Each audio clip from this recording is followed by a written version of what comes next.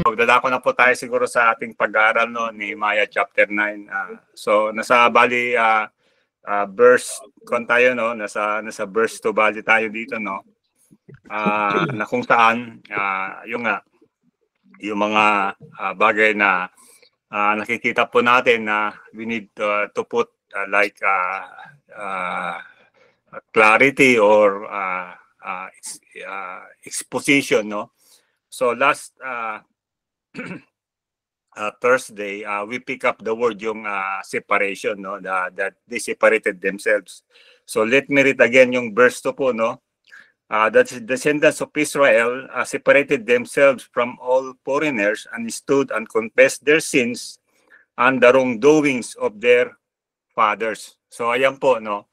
Na kung saan they separated themselves at sabi ko nga, ito po yung ating tinatawag na identity, that God has called us from darkness into light and we become a child of light.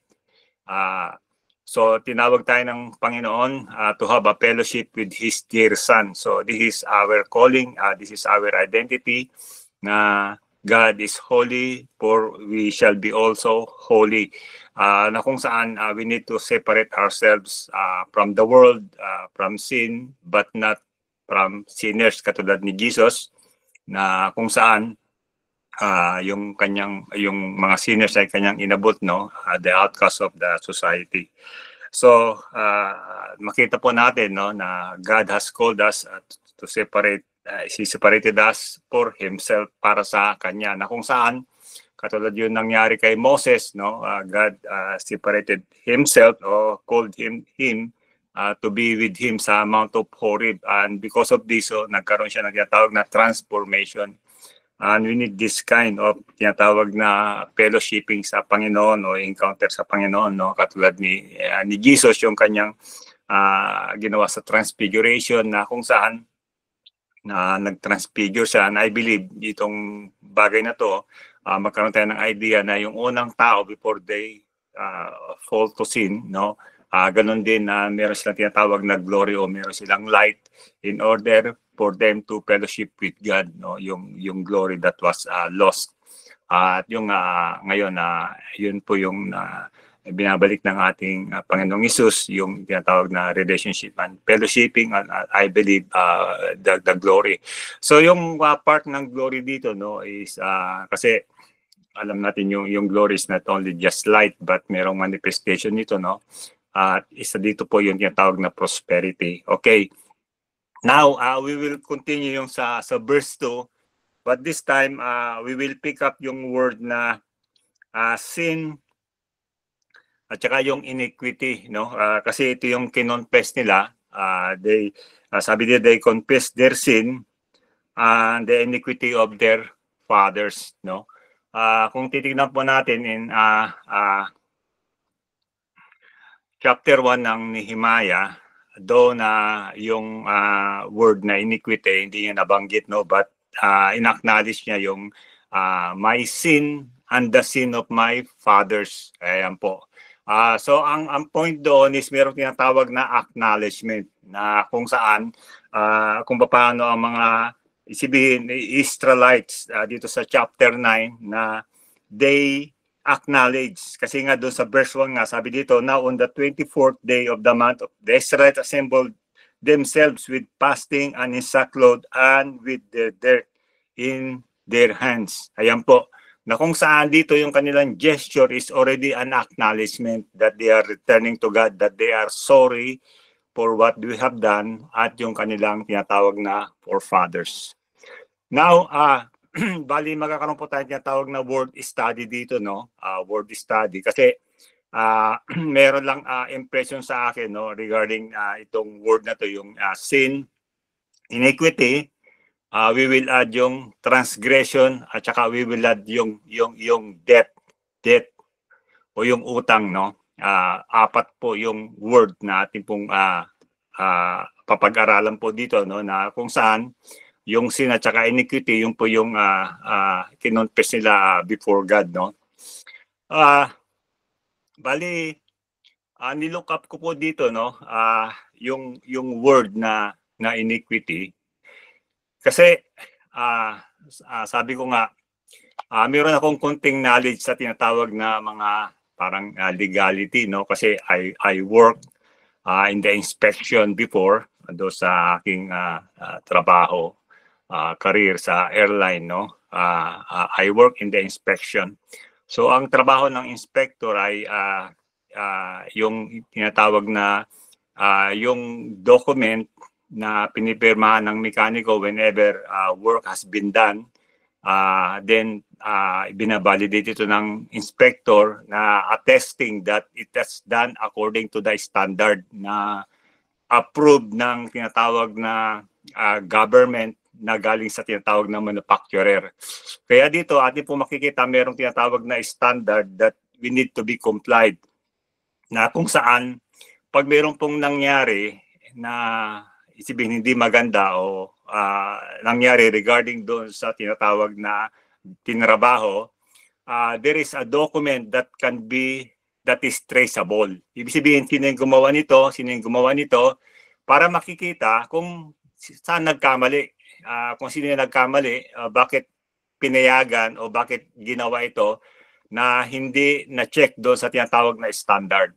So, ayan po. So, merong tinatawag na legal way o legality regards dito sa bagay na to, na kung saan once na ito ay sabihin na nakapass siya sa tinatawag na standard, then it is usable na magagamit to, may babalik sa service o yung eroplano, no, na safe siya because it's been done through the standard.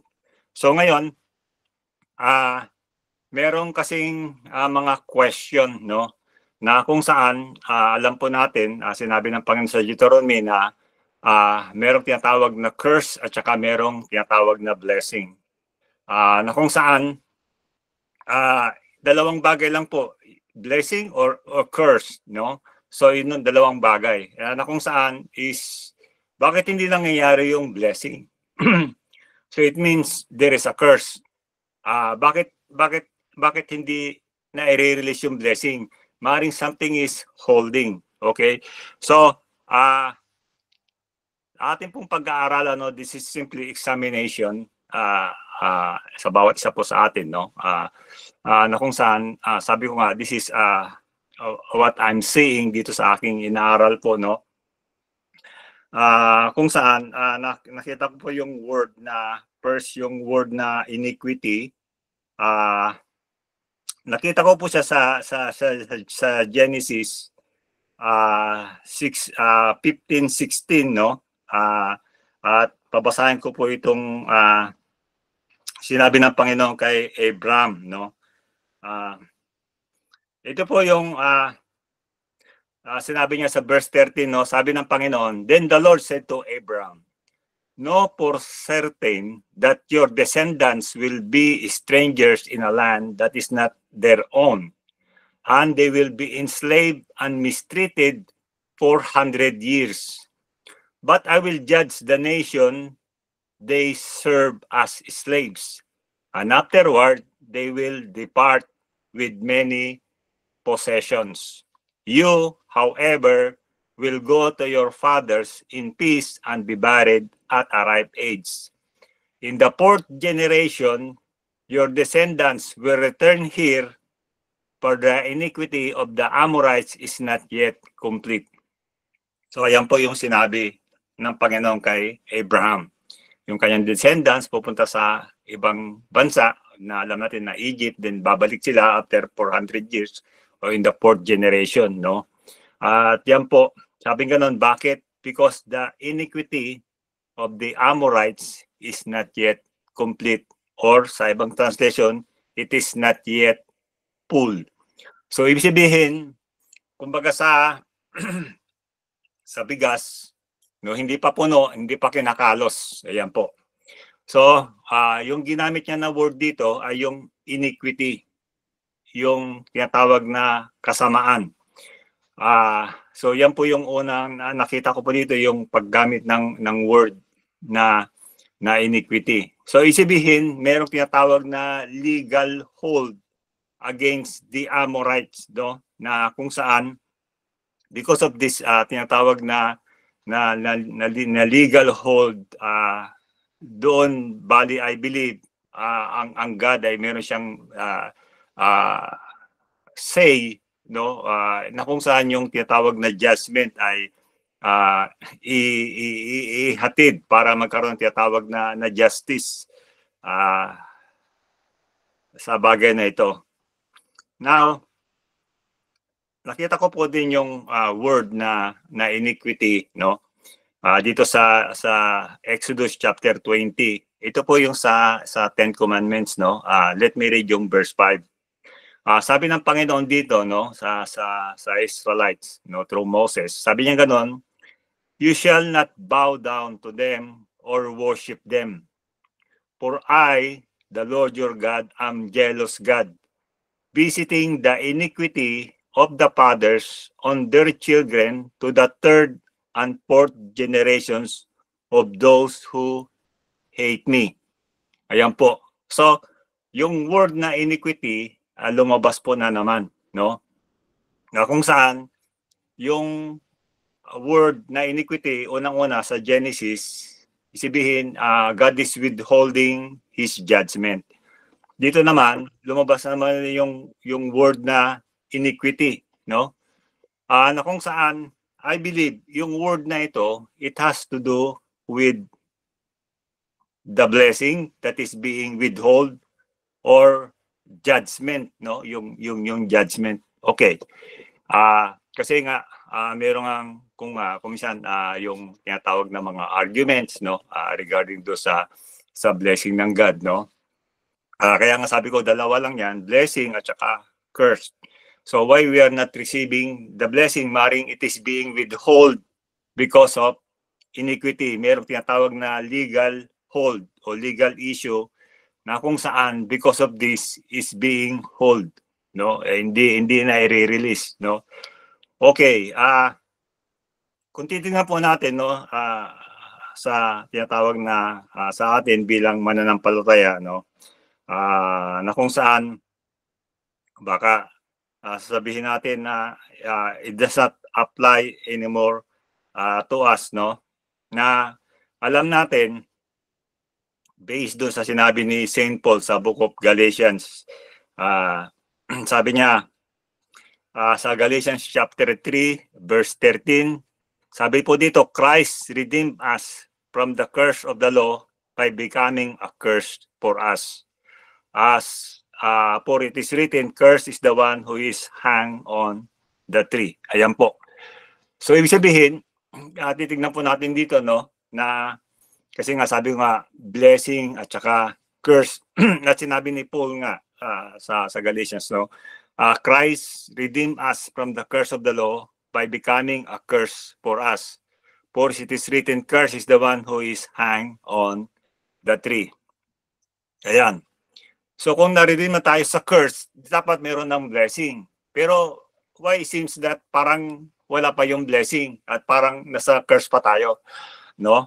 So yun po yung question, why is it like that, no? Na kung saan, so kaya nga sabi ko, we need to examine, no? Dito sa sinabi ni Paul, I believe ito po ay totoo po. But ito po yung tinatawag na our position. Our position as a believer, ibig sabihin, we are already out of the curse. That's position.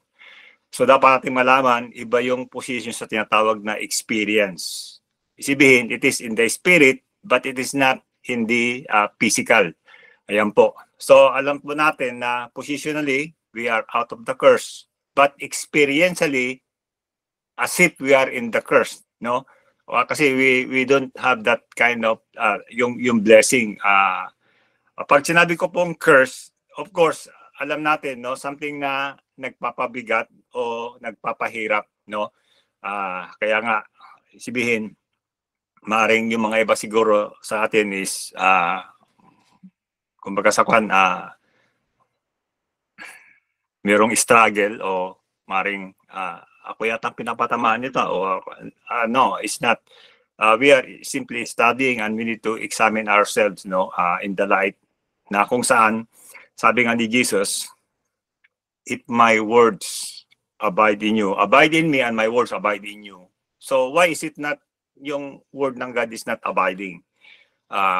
Which is the blessing, I should say. Kasi yun ang sinabi niya, no, sa Deuteronomy, no.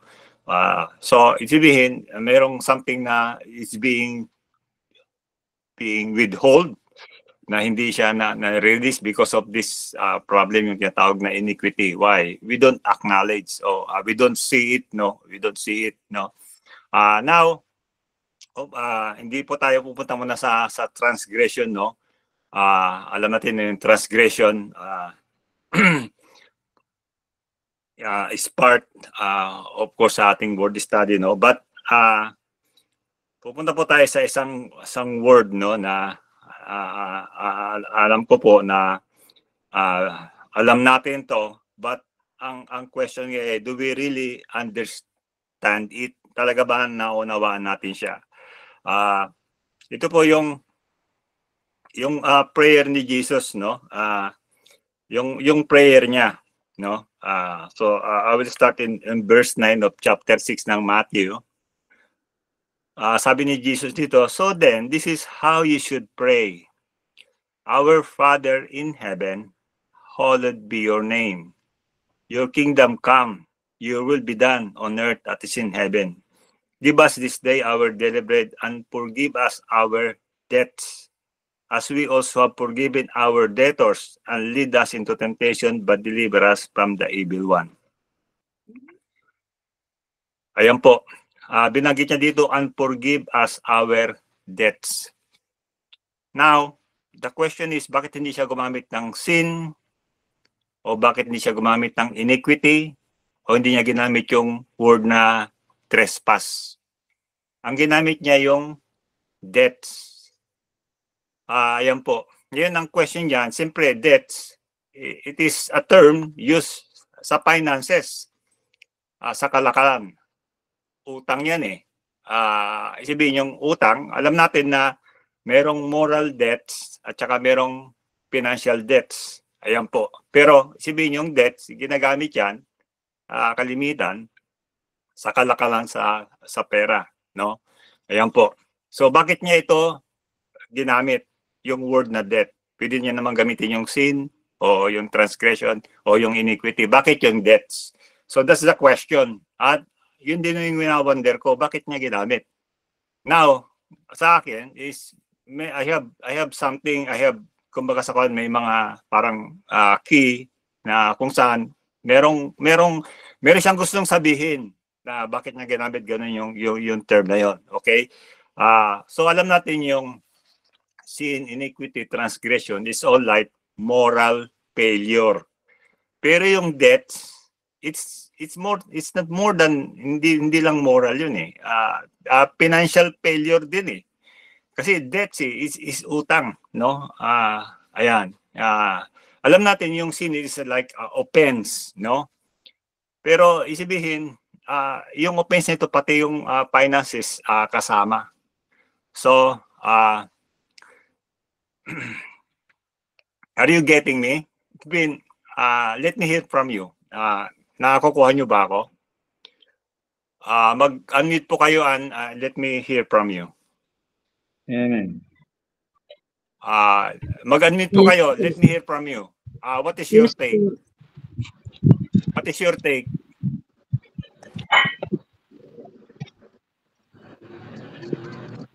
So, I will stop for a while. I will hear from you. Ano po ang inyong take? Ano yung masasabi ninyo?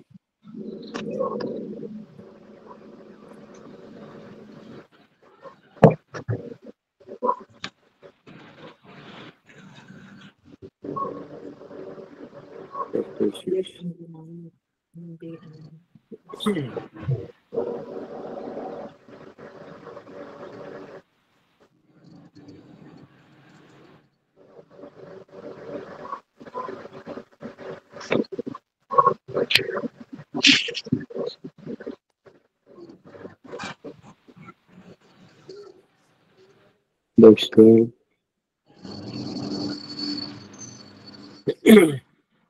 Kasi Pastor, doon sa Tagalog din ay sa verse 12 na ang sinabi rin dito ay patawarin mo kami sa aming mga utang. Gaya Opo. rin papatawad sa mga may utang sa amin. Opo.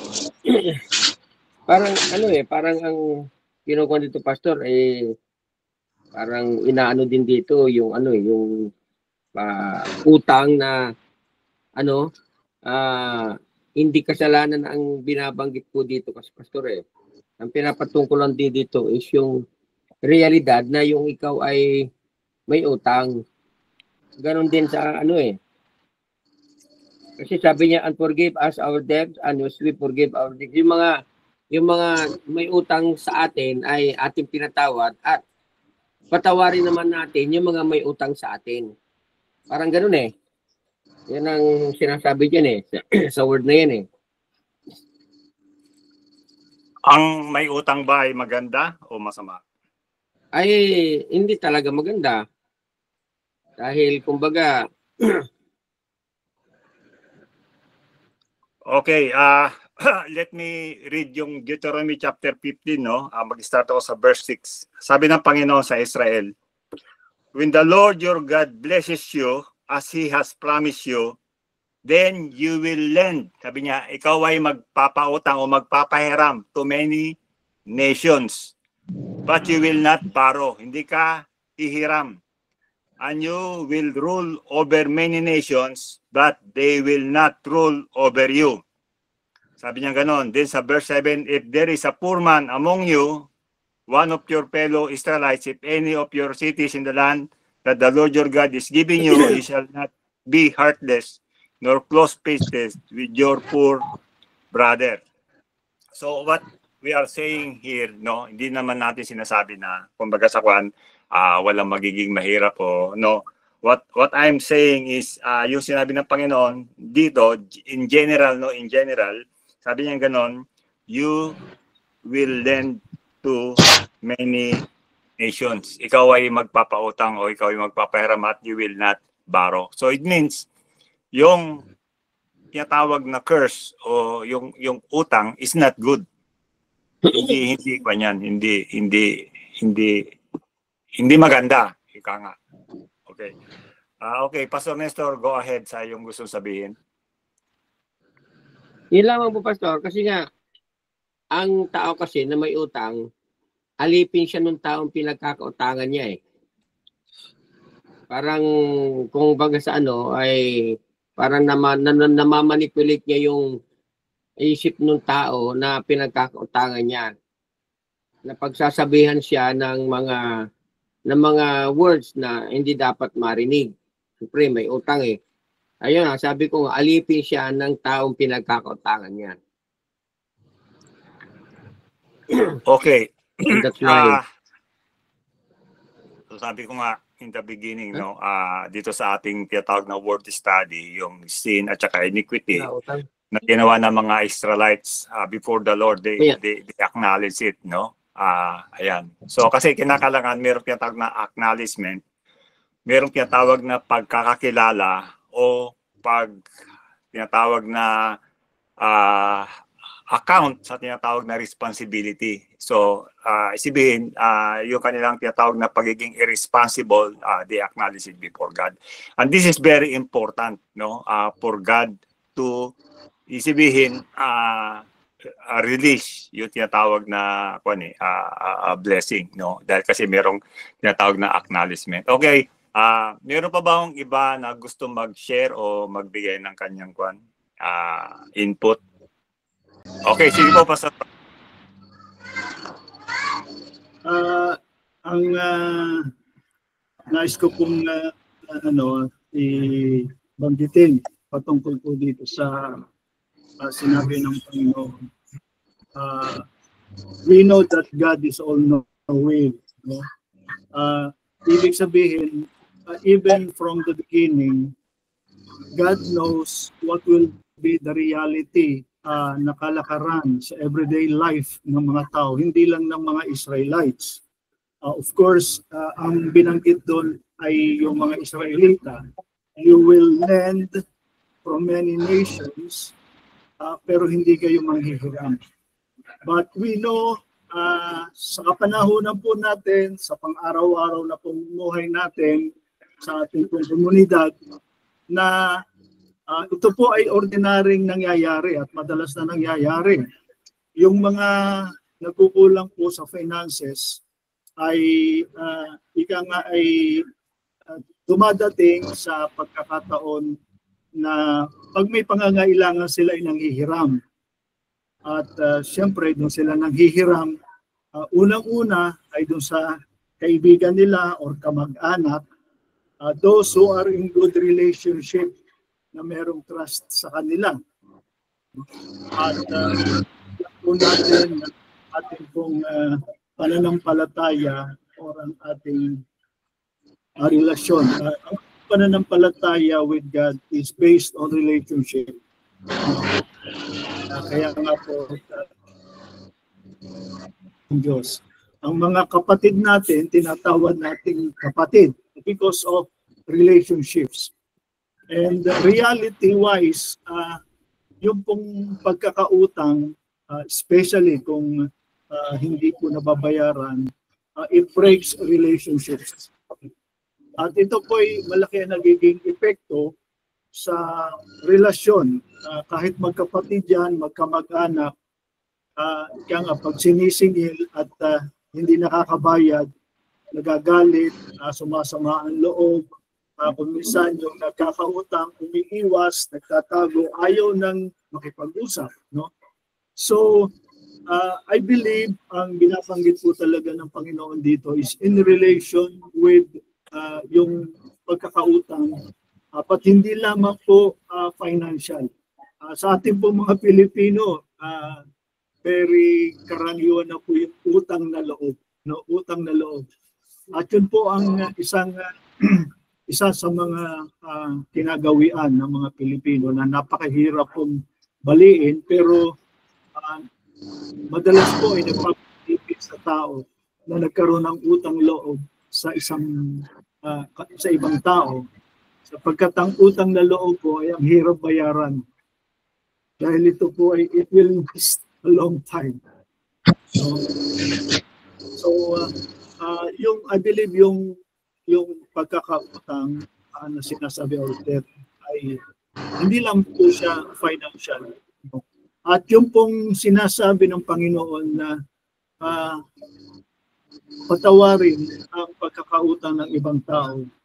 Kaya nga po isang magandang panuntunan sa ating pong mga Kristiyano, pag tayo ay nagpahiram, especially sa ating kapatid o sa ating kapatid sa Panginoon, kamag-anak, is make sure na you are not expecting payment.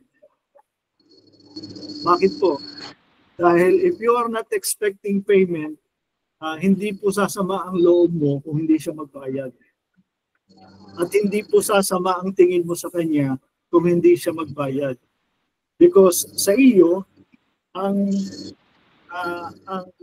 attitude mo or ang thinking mo doon sa ipinahiram mo is bigay ko na sa iyo yan. Although hindi mo sinasabi. Kaya kung minsan po ay nami-misunderstood ng iba. Especially yung mga tao na pinagkautangan tapos hindi naniningil. No? Kaya po nami-maintain yung relationship ay dahil hindi mo siya sinisingil. Bakit? Kasi sa iyo, you are not expecting already na siya ay makakabayan. Kasi in the first place, kaya siya nang hiram dahil wala siya. Dahil naghihirap siya, dahil kulang siya. Amen? So, kaya mo siya pinahiram because he needs.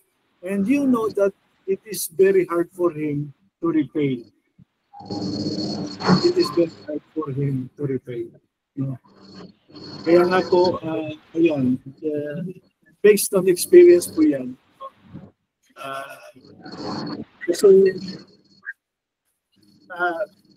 tayo po mga ordinaryong tao, kahit sabihin nyo po na ikaw ay pastor, ikaw ay pare, ikaw ay servant, ikaw ay public official, there are times na talagang dumadating na pagka ikaw ay nagipit, wala kang ibang resort kundi manghiram, especially kung wala kang pwedeng ibenta na ari-arian or pwedeng isanla, no?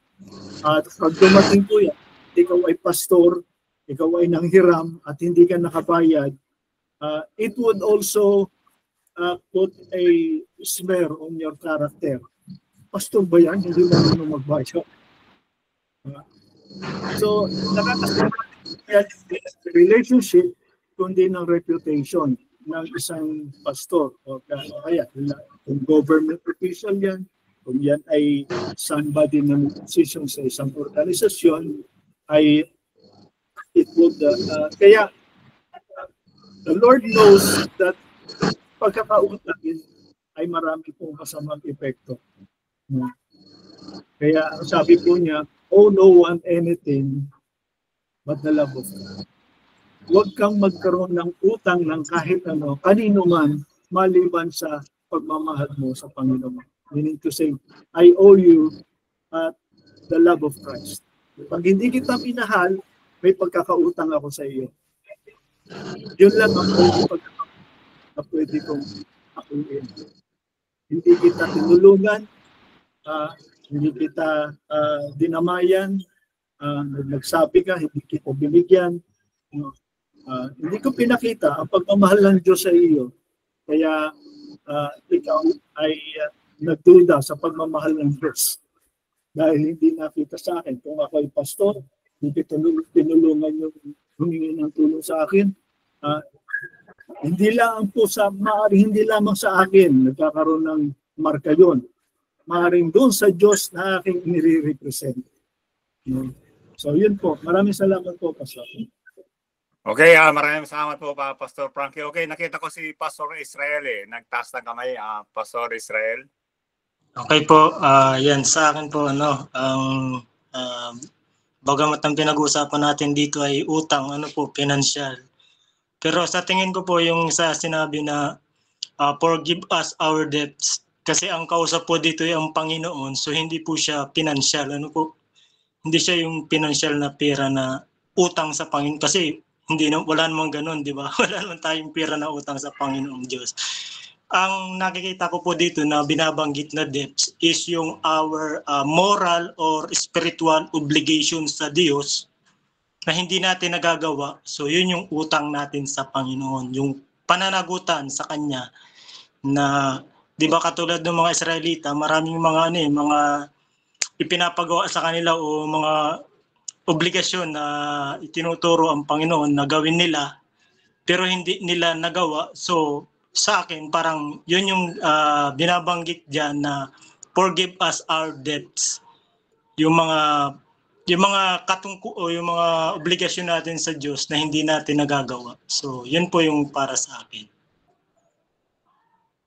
Okay, maraming pong salamat, Pastor Israel, sa iyong input. Okay, meron po akong magsasalita before I will continue.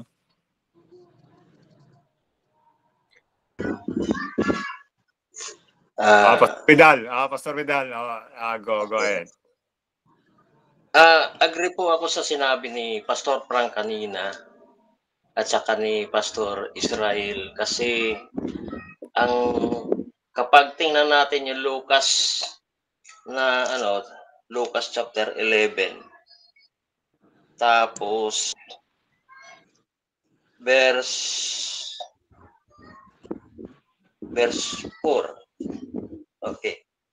Iisa naman ang konteksto noon. Pero nagkakatalo lang doon sa tinatawag nating word study, kasi yung debts at saka yung sins pinaghiwalay natin. Pero ang thought noon, iisa.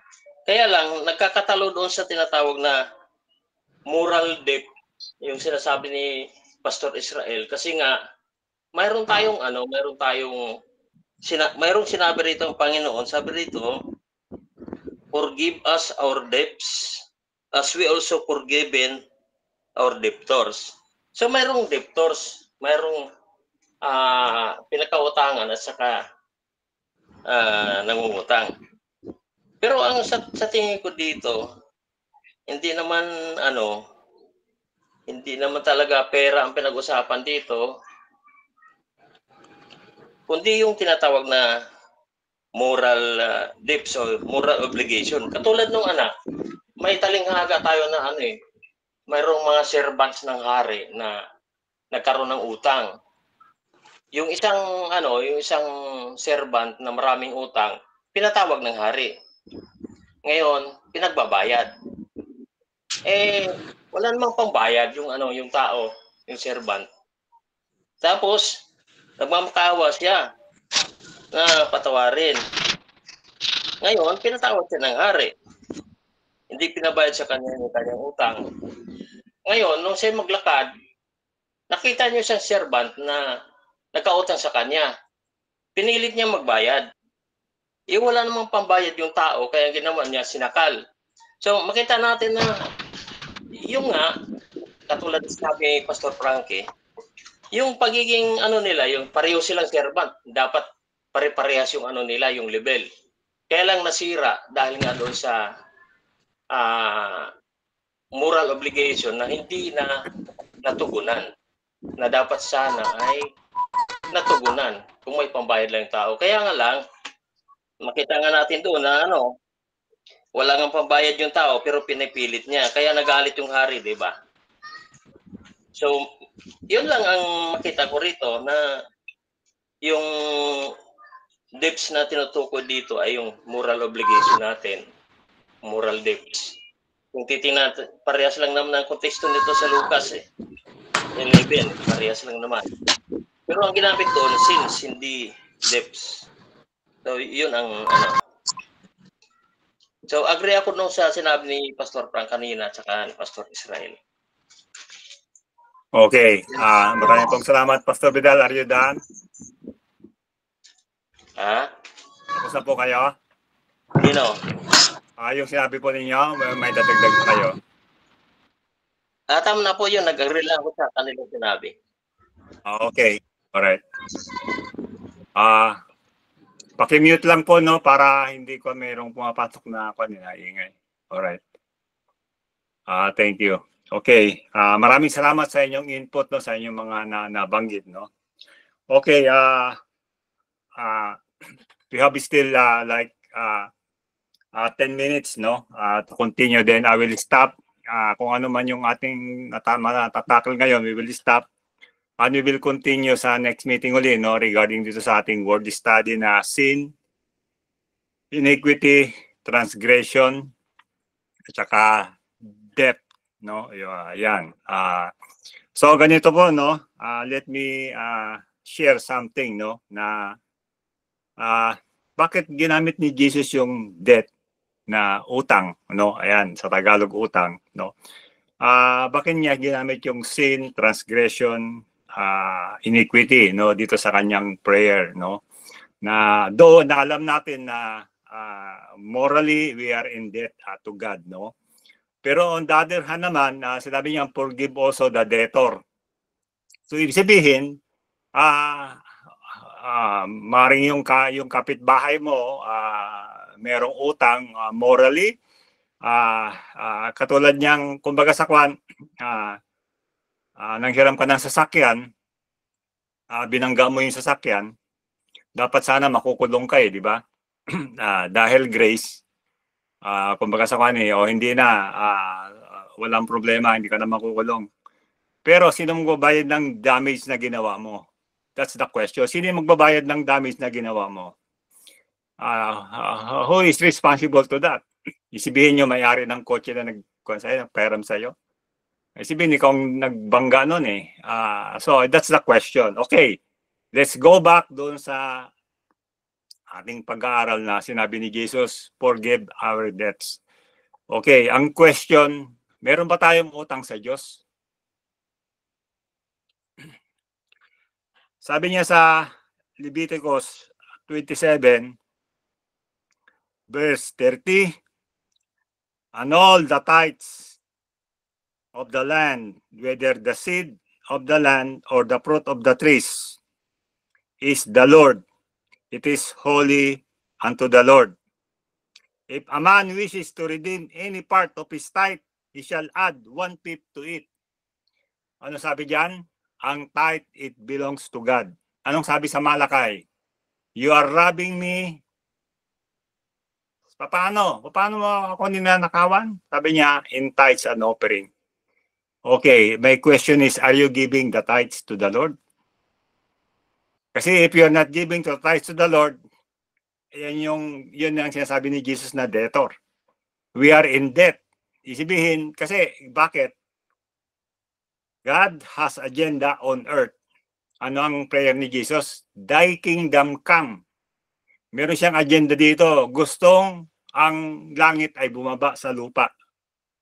Mangyayari lang yon pag ipinangaral ang kanyang salita. Tama po ba? Ngayon ang question ko, libre ba mag-ngaral ng kanyang salita? Libre bang mangaral ng salita? Of course not. Yun nangangaral, kinakailangan mong pakainin eh. Isibihin yung pagkain mo, kukuhanin mo dyan sa daan, it will fall sa kalsada. No. Isibihin, meron dapat source o meron pinanggagalingan. So isibihin, in terms of ministry, ministry needs money para may propagate ang salita ng Diyos. Now, are you getting me? Isibihin, it involves finances to propagate the word of God o yung ministry. Kaya nga, isibihin, yung idea ng tithing, yung mga Levita hindi magtatrabaho para magawa nila yung pagsiserve sa temple.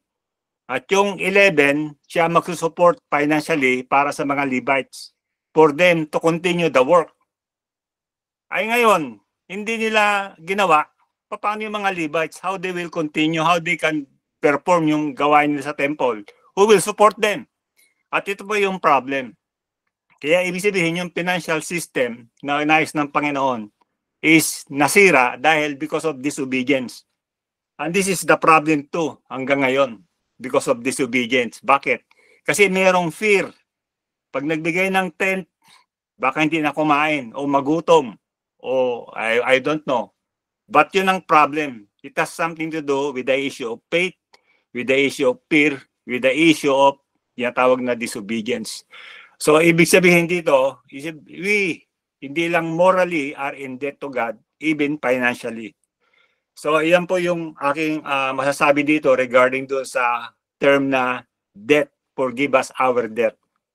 Now, are we giving our tithes? Now, alam natin na sa New Testament, sabihin mo, Pastor, alam na yan sa New Testament eh. Basahin mo yung sinabi ni Jesus sa Matthew 23:23. Matthew 23:23. Nirebuke niya yung mga scribes and Pharisees. Sabi niya, nagbibigay kayo ng tent, ng mint, dill, and cumin. Ano ito? Mga halaman to eh. Isibihin, doon sa kanilang tinanim, o maaaring siguro yung offering sa kanila, yung sa kanilang pananim, nagbibigay pa sila ng ikapo ng kanilang pananim. Yung mint, katulad ng mint, dahon yan, di ba, ginagamit sa tea. Sa dill, ginagamit niya sa pagluluto. Yung cumin, no? So, dito atin po makikita, no, ang gustong sabihin dito, yung kaliit-liitan, masyado din nilang binibigyan na literary, they give the tithe of it. Ngayon, sabi niya, yung malaki, yung mercy, yung faithfulness, at yung integrity o yung justice, hindi nyo ginagawa. Sabi niya, dapat gawin nga ninyo yun eh, bago nyo gawin ito. So, makikita po natin, Jesus is not voiding giving of tithes. He is not voiding the giving of tithes. So, let me say, he is not voiding. Ibig sabihin, there is no problem if you carry in the New Testament, giving of tithes. Pero, ibig sabihin, hindi natatapos doon sa tithe. It does not go in the period. It means, in the New Testament, it is a generous giving, generosity. So, yun po yun.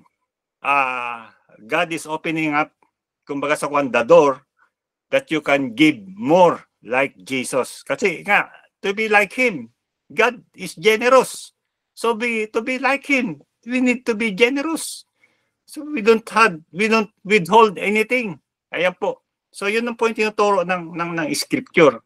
At kaya atin po makikita rito no na we need to see where we are missing. Baka merong legal ground against us.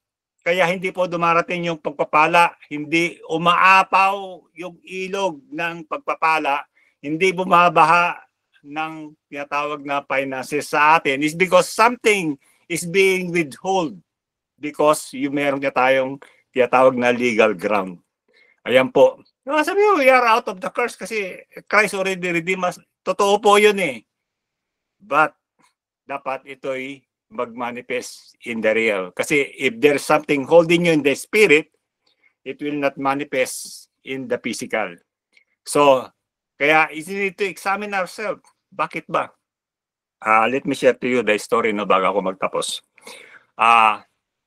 Itong aking journey no, na-engage po ako sa tinatawag na spiritual warfare no, at saka yung accusation.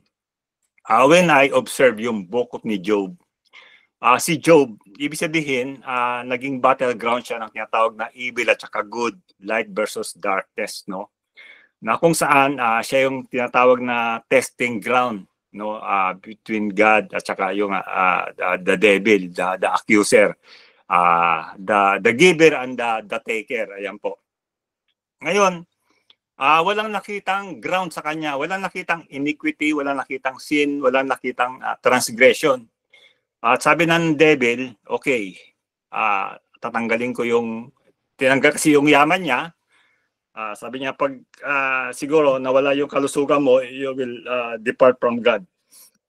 So nagkaroon siya ng tinatawag na kasakitan. So dito atin po makikita, no, walang accusation kay Job, wala siyang sin, wala siyang transgression, wala siyang iniquity, and yet, nagsuffer siya, no? Now, the question is, if kung nakita yung iniquity sa kanya, transgression tsaka sin, ano ang mangyayari? Dapat lang. So kasi yun ang accusation ng kanya mga kaibigan eh, na meron kang kasalanan kaya ka nang gaganyan eh. So at the end, natapos yung battle, verdict ng God, justice, si Job, wala siyang kasalanan, wala siyang mali.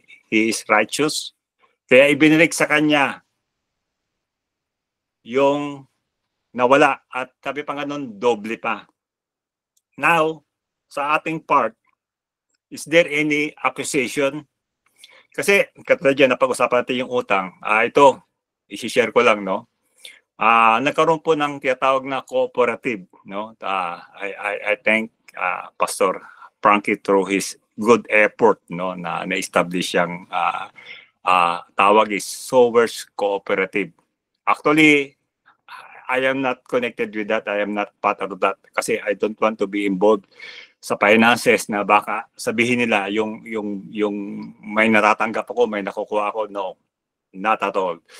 Kaya I did distance myself. But somehow, nakikinig po ako sa istorya. Ngayon, ito po yung nakakalungkot. Meron po dyan nag-membro, hindi ko pa alam yung pangalan, I don't ask anything, nakikinig lang po ako, no? Nire-relay ko lang po what I have heard. Meron po dyan nag-membro na lingkod ng Diyos o pastor. Now, tinanong po ako regarding doon sa bagay na yon, no? Of course, mahirap yung situation, no? Na kung kasi yung pastor, nanguha siya na dapat niyang bayaran o nangutang siya na dapat niyang ibalik, hindi po siya makabayad. Hindi po siya makabayad. Ngayon, ibig sabihin, siyempre yung, kasi cooperative yan, pag hindi mo nabayaran yung interest mo, it will occur. Magdadagdag yan eh. I know, si Pastor Bong is narito. He is responsible to that. Ngayon, ang question ngayon is, ibig sabihin, ikaw ay lingkod ng Diyos o ikaw ay pastor and yet your life is not showing. Isibihin as an example, as a model na kung saan kumukuha ka ng something na hindi mo kayang bayaran o wala kang sinatawag na sure income. Sabihin, in the first place, dapat hindi mo dapat gagawin niya. Why? Ito yung sinasabi ko na accusation. Merong accusation against, kumbaga as a servant of God, kaya hindi dumadaloy yung tinatawag na pagpapala. Something is holding. At yun po yung, kung si Job nga, walang kasalanan, ina-accuse ng devil, how much more yung may kasalanan? Yung merong kwan sa kamay, merong dirt in your hands. Katulad niyan, meron kang mga nautangan. You need to connect to them at sabihin mo na, isibihin, hindi mo kinakalimutan yung iyong obligasyon. Hindi lang yung basta ka lang mawawala o hindi mo that's not right. Ibig sabihin, you need to be responsible sa yung ginawang decision na yon. Ngayon, kung yung pinagkakautangan mo, isibihin, mature na Christian at kinancel niya, then good for you. Pero you need to talk.